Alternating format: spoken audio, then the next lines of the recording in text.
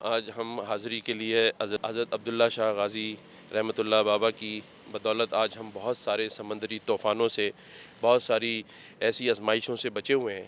تو انہوں نے اس خواہش کا اظہار کیا کہ اگر ہم ان کے نام سے منسوب ایک یونیورسٹی بنائیں، حضرت عبداللہ شاہ غازی رحمۃ اللہ علیہ یونیورسٹی، تو میں نے ان کو برملا کہا کہ بالکل انشاءاللہ تعالی ہم اس کے اوپر کام کریں گے، اور میری کوشش ہوگی کہ میں سی ایم سندھ مراد علی شاہ صاحب سے اس پر بات کروں، اور ہم مل کے اس جو خواہش کا اور جس نیت کا اظہار ہمارے حضرت مولانا بشیر فاروقی صاحب نے کیا ہے، جیسا کہ آپ کو پتہ ہے کہ بشیر فاروقی صاحب کسی محتاج کے تعارف کے محتاج نہیں ہیں۔